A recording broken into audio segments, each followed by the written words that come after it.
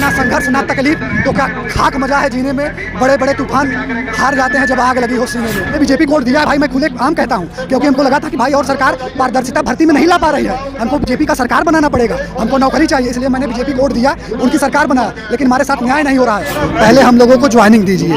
खुले आम संसद में कहा है कि हमारे पास 1,09,000 पद आर्म्ड फोर्सेज में खाली हैं, तो आप उनको भरिए ना, क्यों नहीं भर रहे हैं? हम लोगों के दर्द को नहीं समझ सकते। कैसे हम लोग प्रयागराज से, कोई बंगाल से, कोई उड़ीसा से, कोई असम से आते हैं, यहाँ धरना देते हैं, चले जाते हैं, लाठीचार्ज होता है। हमको विपक्ष से कोई मतलब नहीं, मैं देश का युवा हूँ, हमको रोजगार दीजिए।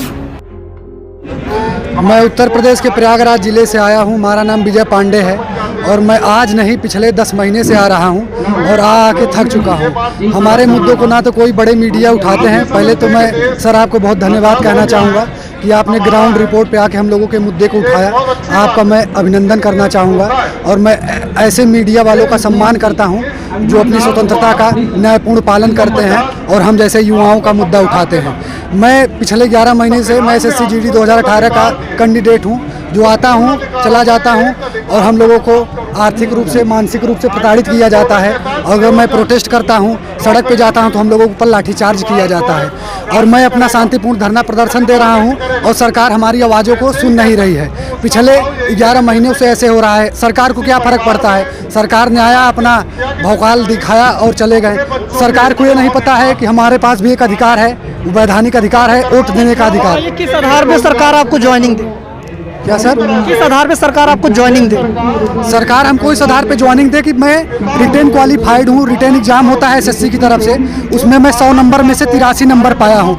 83 नंबर पाने के बाद हमारा फिजिकल टेस्ट होता है, जिसमें 5 किलोमीटर की रेस होती है, चेस्ट होता है, उसमें मैं क्वालिफाइड हूँ। जैसा कि मैं आप लोगों को दिखाना चाहूँगा, मैं सब अपना डॉक्यूमेंट्स लेके चला हूँ। जैसे ये कहीं आपको ना लगे कि मैं फर्जी कैंडिडेट हूँ या तो मैं बेवजह, देखो इसमें क्वालिफाइड लिखा है भैया, मैं क्वालिफाइड हूँ। और पिछले मैं 10 महीने से आ रहा हूँ। 100 में 83 नंबर बहुत होता है, 83%। मैं जनरल कैंडिडेट हूँ और मैं खुद बीजेपी का कार्यकर्ता रह चुका हूँ।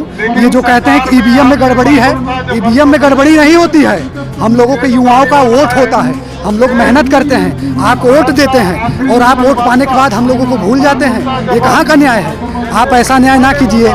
माननीय केंद्रीय गृह मंत्री अमित शाह जी, आपके मंत्रालय का मामला है ये, क्योंकि हम लोगों ने कुछ दिन पहले रक्षा मंत्री माननीय श्री राजनाथ सिंह के पास गया था, तो उन्होंने बोला कि ये गृह मंत्रालय का मामला है। तो मैं गृह मंत्रालय के पास गया, तो गृह मंत्रालय के पास जब भी जाता हूँ हम लोगों को वहाँ तक पहुँचने नहीं दिया जाता है, लाठीचार्ज करा दिया जाता है। भाई इनका सत्ता है, इनकी सरकार है, जैसा चाह रहे हैं वैसा कर रहे हैं, लेकिन इनको ये नहीं पता है कि युवा इस देश की बहुत बड़ी शक्ति है।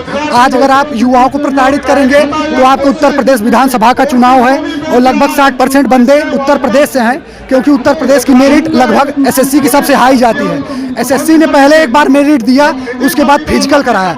फिजिकल कराने के बाद आपने मेडिकल के लिए मेरिट लाई। मेडिकल कराने के बाद आपने जब सब लड़के मेडिकल फिट हो गए, आपके पास 1,09,000, माननीय केंद्रीय राज्य गृह मंत्री नित्यानंद राय जी ने कहा था कि हमारे पास 1,09,000 पद खाली है। अगर आपके पास 1,09,000 पद खाली है तो 55,000 की बात तो छोड़ दीजिए, ये 55,000 नहीं है, ये मात्र 300-400 युवा हैं। आप इन युवाओं का रजिस्ट्रेशन नंबर नोट करिए और जो युवा भटक रहे हैं इनको सबसे पहले रोजगार दीजिए। 55,000 युवाओं की बात छोड़िए, 55,000 अगर युवा होते तो यहाँ आते। वो कहीं न कहीं रूप से सेलेक्ट हो चुके हैं और अपना रोजगार कर रहे हैं, लेकिन हम लोग रोजगार नहीं कर पा रहे हैं। को ज्वाइनिंग सपना था वर्दी का सपना है। रोजगार तो बहुत है दुनिया में, लेकिन जो सपना वर्दी का है वो नहीं मिल पाएगा, क्योंकि हम लोग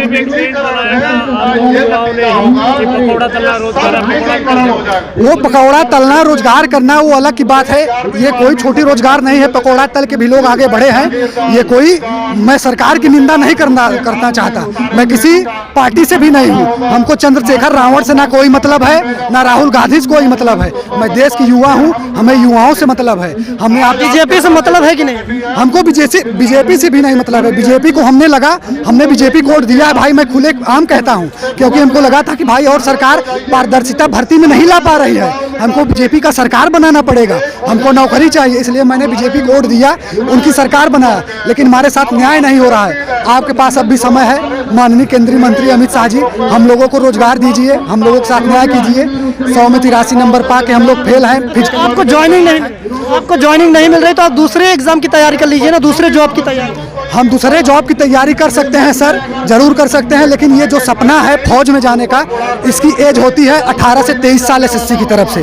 तो हम लोग ओवर एज हो चुके हैं, अब हम अपना ये सपना नहीं पूरा कर सकते। अरे यार, इन 84 लाख योनियों में कुत्ता भी अपना जीवन पालन कर सकता है, हम तो मनुष्य हैं, इतना दिमाग है, जीवन तो अपन यापन कर लेंगे, उसकी चिंता नहीं है। लेकिन ये जो रोजगार का मुद्दा है, एक सरकारी नौकरी, प्रतिष्ठित नौकरी, हमारे माँ बाप ने कहीं ना कहीं, हमने ये जो सपना देखा है, ये बात सपना पूरा होती। जैसे आपका सपना होता है कि मैं 25 राज्यों में सरकार बनाऊंगा, केंद्र में हमारी सरकार रहेगी, तो ऐसे हम लोगों का भी एक सपना होता है कि मैं भी नौकरी पाऊंगा, अपने परिवार को आगे बढ़ाऊंगा, अपने माता पिता का नाम रोशन करूंगा, अपने गांव का नाम रोशन करूंगा। बस यही हमारा सपना है। अगर आप इन सपनों को हमारे समझेंगे, क्योंकि आपने चाय बेचा है, प्रधानमंत्री बना है, माननीय योगी आदित्यनाथ जी या केंद्रीय अमित शाह जी हो, जो भी हो, आपने भी कहीं न कहीं संघर्ष करके इतने बड़े पद पे पहुंचा है। आप उन संघर्षों को अगर आज नहीं समझ रहे हैं, हमारे संघर्षों, क्योंकि हम लोग इलाहाबाद आते हैं, तैयारी करते हैं, छोटे से कमरे में 10 बाई 10 कमरे में रह के हम लोग अपनी तैयारी करते हैं, 2500 रुपये किराया देते हैं, कैसे कैसे रह के तैयारी करते हैं। उसके बाद सभी स्टेजों को क्वालिफाई करते हैं, और क्वालिफाई करने के बाद जब घर पे आस हो जाता है कि हमारा बेटा सेलेक्ट हो गया, नौकरी पा जाएगा, तो उसके बाद एक एसएससी में धांधली, या जो धांधली हो या मेरिट हो, नॉर्मलाइजेशन हो, जो भी सिस्टम हो, आप पारदर्शिता लाइए, उनका जांच करवाइए, पहले हम लोगों को ज्वाइनिंग दीजिए। क्योंकि 83 नंबर पाया है, कोई मैं गुनाह नहीं किया हूँ, ये बहुत बड़ी रिस्पॉन्सिबिलिटी होती है अपने आप में तैयारी करके। जो मेहनत करता है वो समझ सकता है। जो 5 किलोमीटर रेस रोज़ सुबह 4 बजे उठ के, आज ठंडी में हम 4 बजे रोज़ सुबह उठ के जाके रेस करते थे, ये सब दौड़ते थे, जुनून था हम लोगों के अंदर कि हम लोग नौकरी पाएंगे। तो क्या आप हमारे इन सपनों पे पानी फेरना चाहते हैं? अच्छा, आपको 83 नंबर पर आपकी ज्वाइनिंग नहीं हो रही, तो एसएससी के सामने क्या चुनौतियाँ होंगी जो आपको ज्वाइनिंग नहीं दी जाएगी? एसएससी के पास यही चुनौती है कि पहले उन्होंने 60,210 पद कहा, 60,200 पद उन्होंने भरा नहीं, और उसमें से उत्तर प्रदेश पुलिस में और कुछ लड़के नहीं ज्वाइन किए।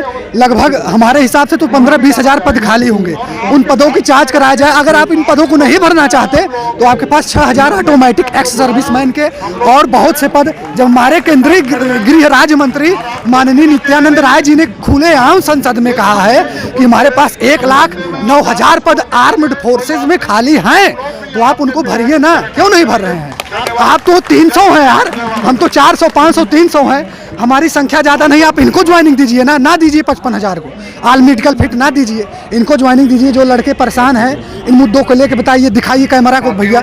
नहीं, वो तो देख रहे हैं कितने युवा हैं, सब परेशान हैं। इन्हें दे देंगे, फिर ऐसे सारे लोग आते जाएंगे तो किसे किसे देंगे? अगर सारे लोग आते तो अब तक आ जाते, क्योंकि हम लोगों का अंतिम प्रोटेस्ट है। अगर हम लोगों को ज्वाइनिंग मिलेगी तो ठीक है, अगर वो बंदे भी चाहते हैं ज्वाइनिंग के लिए तो वो भी आए, संघर्ष करें, क्योंकि बिना संघर्ष करे कुछ होता नहीं।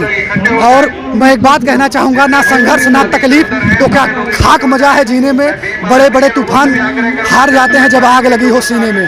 तो इस समय हम लोगों के सीने में वो आग लग चुकी है कि हमको देश की सेवा करना है, हमको ये वर्दी पहननी है। हम लोग पिछले 11 महीने से परेशान हैं, आर्थिक रूप से, मानसिक रूप से प्रताड़ित हो चुके हैं, क्योंकि आप लोग इन लोगों के युवाओं को रोजगार नहीं दे सकते, हम लोगों के दर्द को नहीं समझ सकते। कैसे हम लोग प्रयागराज से, कोई बंगाल से, कोई उड़ीसा से, कोई असम से आते हैं, यहाँ धरना देते हैं, चले जाते हैं, लाठीचार्ज होता है। ये भी देश के आपके युवा हैं, आपके देश के नागरिक हैं, आपके सरकार को बनाया है, और आप इन युवाओं को, मुद्दे को देखिए और नज़रअंदाज ना करिए। आपसे यही सपोर्ट है, हमको विपक्ष से कोई मतलब नहीं, मैं देश का युवा हूँ, हमको रोजगार दीजिए। भारत माता की जय, वंदे मातरम, जय हिंद, इंकलाब जिंदाबाद।